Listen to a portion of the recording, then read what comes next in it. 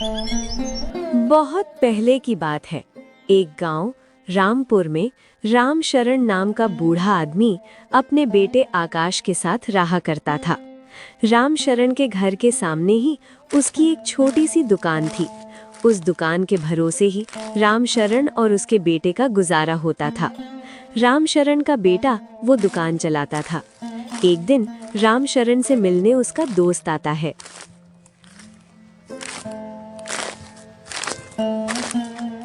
अरे भाई रामशरण, कैसे हो?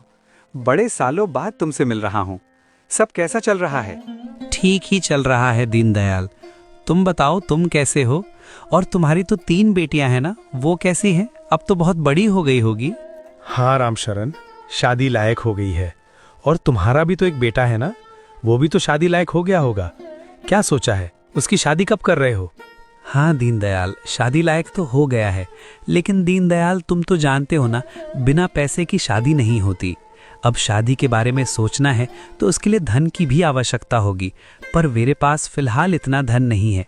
जब आएगा तब आकाश की शादी के बारे में सोचूंगा। रामशरण, मुझे लगता है हर बात का एक वक्त होता है। अब तुम्हारा बेटा बड़ा हो चुका है, अगर सही समय पे शादी कर दोगे तो अच्छा ही है। वैसे मेरे मन में एक बात थी, मैं वही बात करने यहाँ आया था। समझ नहीं आ रहा कैसे कहूँ।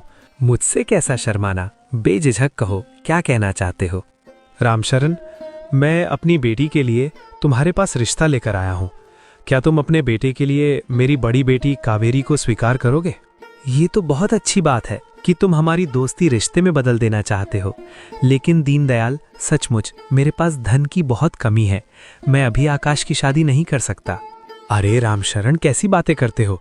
तुम्हारी हालत मुझे पता है, पर मेरी भी तो हालत तुम्हारी तरह है। मैं कौन सा बहुत बड़ा धनवान हूँ, मेरी भी हालत कुछ ऐसी ही है।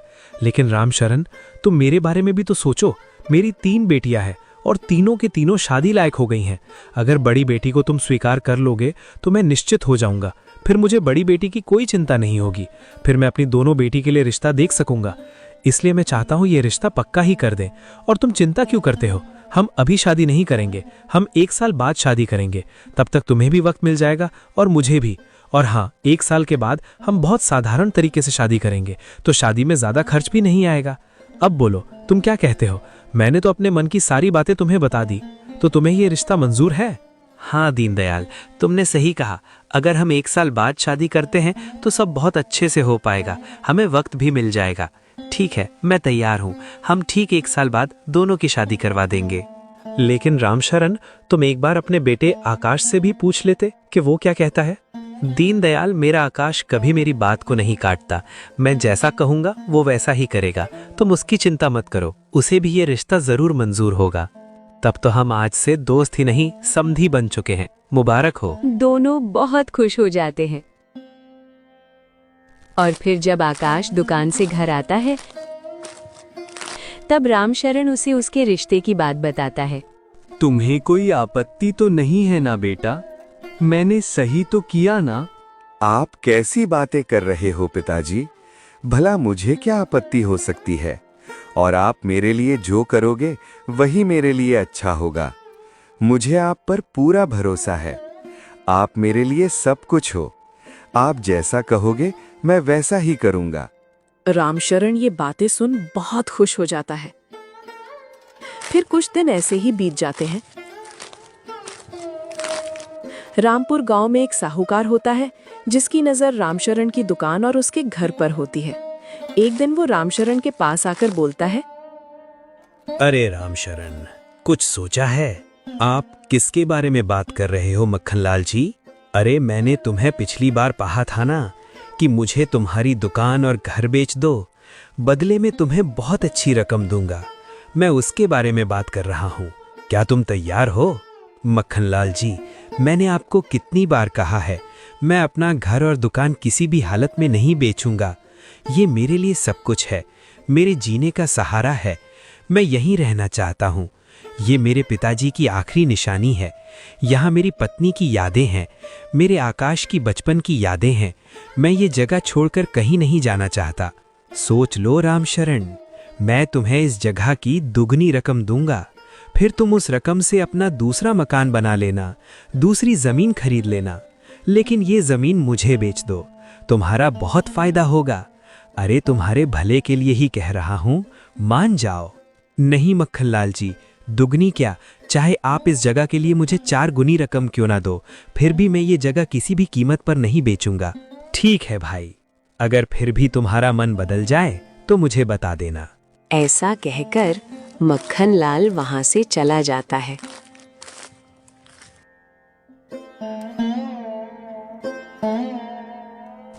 महीने बीत जाते हैं। रामशरण की दुकान पर लोगों का आना कम हो जाता है। पिताजी, अब दुकान पहले जैसे नहीं चलती। पहले तो हमारा जैसे तैसे गुजारा हो जाता था, और जब हमें पैसों की ज़रूरत है तब दुकान तो पहले से भी कम चलने लगी है। हमारे वक्त तो घर का भी गुजारा नहीं हो पाता, तो हम शादी के लिए पैसे कहाँ से जमा करेंगे? ऐसा कैसे हो गया आकाश? आखिर हमारी दुकान पर लोगों का आना कम क्यों हो गया? पिताजी, हमारे गांव में पहले इतनी दुकान नहीं थी, इसलिए सब लोग हमारे यहाँ आया करते थे। लेकिन अब कई दुकानें खुल चुकी हैं, इसलिए लोग उन दुकानों पर जाने लगे हैं, और उन लोगों के पास पैसे हैं, इसलिए वो नई नई और ऊंचे दर्जे की चीज़ खरीद कर लाते हैं। हमारे पास तो इतने पैसे हैं नहीं कि हम इतनी ऊंचे दर्जे की चीज़ खरीद कर ला सकें। शायद इसीलिए लोग अब हमारी दुकान पर आना पसंद नहीं करते। हाँ आकाश, तुमने सही कहा, शायद इसी वजह से। लेकिन आकाश, अब शादी को ज़्यादा वक्त नहीं बचा है, कुछ न कुछ करना पड़ेगा बेटा। दोनों सोच में पड़ जाते हैं और देखते ही देखते समय बीतता चला जाता है। अब शादी को केवल 2 महीने ही बचे होते हैं। आकाश दुकान पर गया होता है। तभी रामशरण सोचता है, क्या करूं? देखते ही देखते ये 2 महीने भी बीत जाएंगे और दुकान से पैसे तो आने से रहे। बहुत दिन इंतज़ार कर लिया, लेकिन दुकान तो चलने से रही। मेरा एक ही बेटा है और मैंने दीनदयाल से वादा किया है कि मैं उसकी बेटी से शादी करवाऊंगा। मुझे पैसों का इंतज़ाम करना होगा। एक काम करता हूँ, साहूकार के पास जाकर कुछ पैसे लेकर आता हूँ। शादी के बाद आकाश कुछ न कुछ काम करके उसके पैसे चुका ही देगा। यही सोचकर रामशरण उस साहूकार के पास जाता है।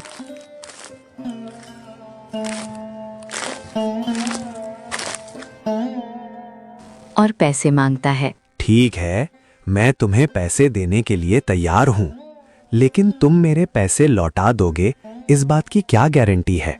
बदले में तुम्हें मेरे पास कुछ ना कुछ तो गिरवी रखना ही होगा। एक काम करो, तुम अपनी दुकान के कागजात मेरे पास गिरवी रख दो, फिर मैं तुम्हें पैसे दे सकता हूँ।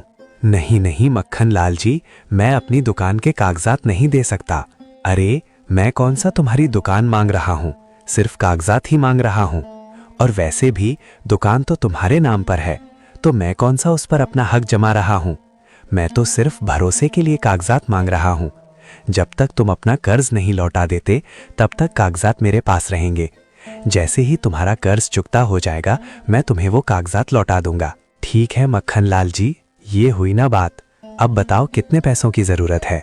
मुझे 3000 की जरूरत है। ठीक है, मैं अभी तुम्हें ला कर देता हूँ। रुकिए मक्खनलाल जी, आप एक काम कीजिए, 3000 में से मुझे 1000 रुपये ही दीजिए और 2000 आपके पास ही रखिए, क्योंकि मेरा शादी वाला घर है, चोरी होने का डर रहता है। आपके घर में पैसे सुरक्षित रहेंगे। फिलहाल मुझे 1000 रुपये दे दीजिए और फिर बाकी के 2000 रुपये मैं बाद में ले जाऊंगा। अच्छा ठीक है, मैं अपने खाते में लिख लेता हूँ कि तुमने मुझसे 3000 रुपये लिए हैं। फिर रामशरण 1000 रुपये लेकर घर जाता है और उन पैसों को संभाल कर अलमारी में रख देता है और आकाश के लौटने का इंतज़ार करता है। थोड़ी ही देर बाद रामशरण के सीने में बहुत तेज़ दर्द होता है। वो बहुत तड़पता है, किसी को आवाज़ लगाने की कोशिश करता है, लेकिन उसके मुंह से आवाज़ नहीं निकलती और वो नीचे गिर जाता है।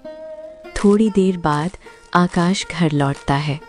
अपने पिताजी को नीचे गिरा हुआ देख आकाश बहुत घबरा जाता है। उन्हें उठाने की कोशिश करता है, लेकिन रामशरण नहीं उठता। आकाश वैद्य को बुलाकर ले आता है। तो वैद्य जी रामशरण को मृत घोषित करते हैं। नहीं वैद्य जी, ये नहीं हो सकता। मेरे पिताजी को तो कोई बीमारी भी नहीं थी। ये कैसे हो सकता है? अचानक उनकी मौत कैसे हो सकती है? मैं नहीं मान सकता। आप ठीक से देखिए। वैद्य जी उसे समझाते हैं और सांत्वना देते हैं। आकाश जोर जोर से रोने लगता है। फिर रामशरण का अंतिम संस्कार किया जाता है। कुछ दिन ऐसे ही बीत जाते हैं। आकाश पूरी तरह से अकेला पड़ चुका है। एक दिन आकाश को अलमारी में 1000 रुपए दिखते हैं। ये पैसे यहाँ कैसे आए? मुझे लगता है ज़रूर पिताजी ने रखे होंगे। हमारे पास तो पैसे नहीं थे। ज़रूर से पिताजी ने किसी से कर्ज लिया होगा। लेकिन किससे? एक काम करता हूँ, ये पैसे जिससे भी लिए थे मैं उसे लौटा दूंगा, क्योंकि अब मेरी शादी करने का कोई इरादा नहीं। मैं शादी नहीं करूँगा। मेरे पिताजी मेरे लिए सब कुछ थे। मेरी पूरी दुनिया उजड़ चुकी है। मेरे सर पर एक उनका ही तो हाथ था, एक उनका ही सहारा था। वो मुझे छोड़कर जा चुके हैं और ठीक 1 महीने बाद शादी की तारीख है। मेरे पिताजी को गए हुए कुछ दिन हुए हैं और मैं शादी करूं? बिल्कुल भी नहीं। मैं ये शादी नहीं करूंगा। मैं दीनदयाल जी से माफ़ी मांग लूंगा कि मैं ये शादी नहीं कर सकता। आकाश ये सब सोच ही रहा होता है। तभी उसके घर मक्खन लाल आता है और बोलता है, कैसे हो बेटा, ठीक तो हो ना?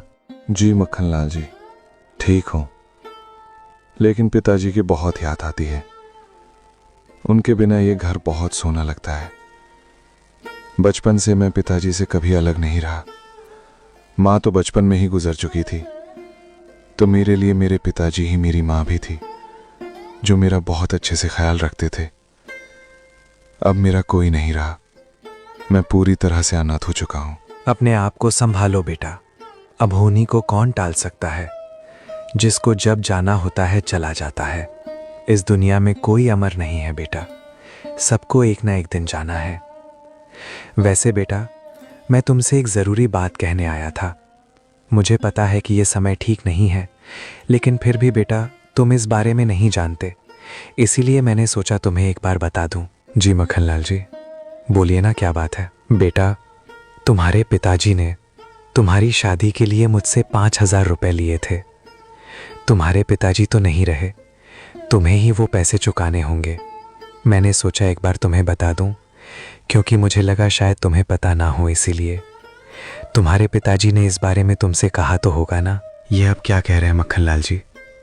पिताजी ने तो इस बारे में मुझे कुछ नहीं बताया, लेकिन हाँ, मुझे अलमारी में 1000 रुपए मिले थे। शायद वो आपके ही थे। लेकिन फिर बाकी के पैसे कहाँ गए? अगर मेरे पिताजी ने आपसे 5000 लिए थे, तो अलमारी में सिर्फ 1000 रुपए ही क्यों हैं? और पिताजी ने इतनी बड़ी रकम क्यों ली, वो तो मैं नहीं जानता बेटा। लेकिन वो मेरे पास आए थे और उन्होंने कहा था कि तुम्हारी शादी के लिए चाहिए। अब तुम कह रहे हो कि अलमारी में 1000 रुपए थे। अब बाकी के पैसे वो तो तुम्हारे पिताजी ही जानते होंगे कि उन्होंने किसको दिए। शायद उन पर कोई और भी कर्ज रहा होगा, इसके लिए मांगे हों, या फिर उन्होंने शादी के लिए खर्च कर दिए हों। अब ये तो तुम ही जानो और तुम्हारे पिताजी ही जाने, लेकिन मैं बस इतना चाहता हूँ कि तुम मेरे वो पैसे लौटा देना। आकाश ये सब सुन बहुत चिंता में पड़ जाता है और मक्खनलाल से कहता है, जी मक्खनलाल जी, मुझे कुछ समय दे दीजिए, मैं आपके पैसे लौटा दूंगा। फिलहाल तो मेरे पास ये 1000 रुपये हैं। आप एक काम कीजिए, ये 1000 रुपये ले लीजिए, बचे 4000 रुपये मैं आपको काम करके लौटा दूंगा। अरे नहीं नहीं बेटा, ये पैसे तुम अपनी शादी के लिए रखो। तुम्हारी तो अगले महीने में शादी है ना, ये मुझे अभी लौटाने की कोई जरूरत नहीं है। तुम शादी के बाद मुझे मेरे सारे पैसे लौटा देना। नहीं मक्खनलाल जी, मैं अब शादी नहीं करना चाहता, तो मुझे इस 1000 की भी कोई जरूरत नहीं है। आप ये ले लीजिए। अरे ऐसा मत करो बेटा, तुम्हारा फैसला गलत है। तुम्हें शादी कर लेनी चाहिए। सोचो उस लड़की का क्या होगा। शादी को बस महीना बचा है। अगर तुम ये शादी तोड़ोगे तो उस लड़की की भी बहुत बदनामी होगी। और वैसे भी बेटा, तुम्हारे पिताजी तो नहीं रहे, लेकिन उन्होंने तुम्हारी शादी अपनी मर्जी से तय की थी। उनकी तो ये आखिरी इच्छा थी, तो तुम्हें शादी जरूर करनी चाहिए, नहीं तो उनकी आत्मा को शांति नहीं मिलेगी। और तुम ही सोचो, अगर तुमने ये शादी तोड़ दी तो तुमसे और कौन शादी करेगा? और तुम्हारी उम्र भी तो हो चली है। एक बार उम्र चली गई तो शादी में बहुत मुश्किलें आएंगी। तुम्हारे पिताजी की आखिरी इच्छा समझकर ये शादी कर लो। बेटा मेरी बात मान लो। वैसे भी अब तुम बहुत अकेले पड़ चुके, तुम्हें तुम्हारी जीवन साथी का सहारा मिल जाएगा। जी मक्खनलाल जी, शायद आप सही कह रहे हैं। मेरे पिताजी की भी यही इच्छा थी कि उनके दोस्त की बेटी से मेरी शादी हो। मैं उनकी आखिरी इच्छा जरूर पूरी करूंगा, नहीं तो पिताजी मुझसे नाराज हो जाएंगे। आपका बहुत बहुत धन्यवाद।